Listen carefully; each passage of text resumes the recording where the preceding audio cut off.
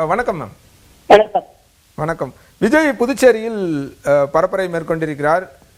அது எப்படி பாக்குறீங்க? முதற்கட்டமா அது குறிப்பா அவரோட பேச்சுல ஒன்றிய அரசு புதுச்சேரிக்கு எதுவுமே செய்யல அப்படின்னு விமர்சனம் செஞ்சிருக்காரு. அதாவது முதல்ல புதுச்சேரிக்கு சென்றதற்கு எனது வாழ்த்துகள். ஏன்னா புதுச்சேரி மக்கள் எனக்கு ரொம்ப பிடித்தமானவர்கள். நாங்க 3.5 வருடம் அங்க துணைநிலை ஆளுநரா இருந்தேன். அது மட்டும் இல்ல, அங்க வளர்ச்சியில அதிகமான பங்கெடுத்துக் கொண்டவள் என்ற வகையில சொல்றேன்.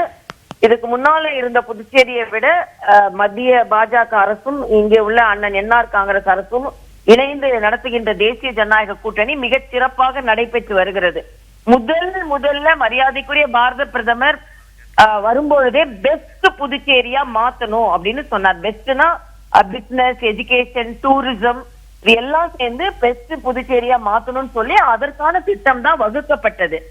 எல்லாவற்றிற்கும் மேலாக நான் இன்னைக்கு வரைக்கும் மகிழ்ச்சியா பகிர்ந்து கொள்ளக்கூடியது 12 வருடங்களாக அங்க இடைநிலை பட்ஜெட் தான்.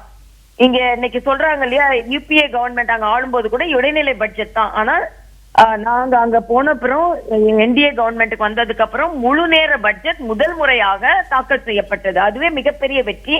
ஏறக்குறைய 2000 கோடி அதிக நிதி உதவியோட பட்ஜெட் தாக்கல் செய்யப்பட்டது.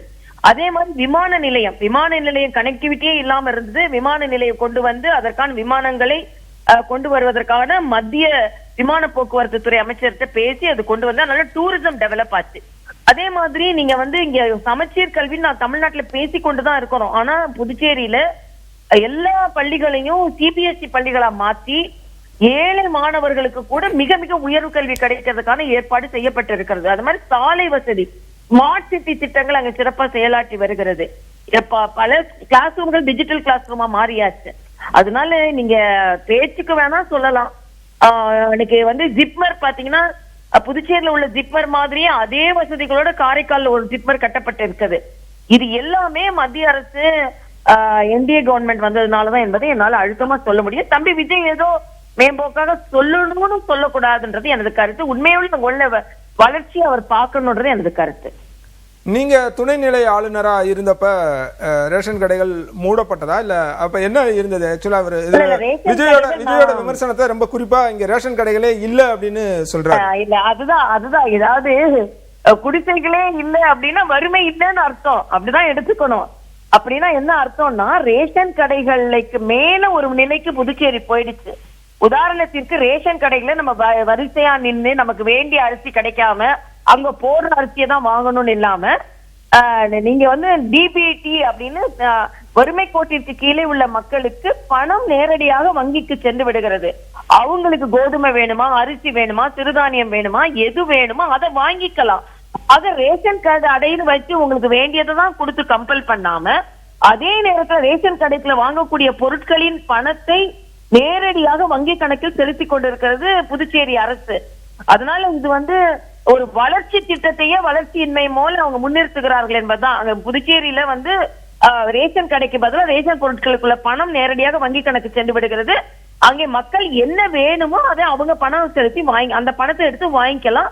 இது ஒரு முன்னேற்றம். அதை இவர்கள் பின்னேற்றம் போல அவர்கள் முன்னிறுத்துகிறார்கள் என்பது எனது கருத்து.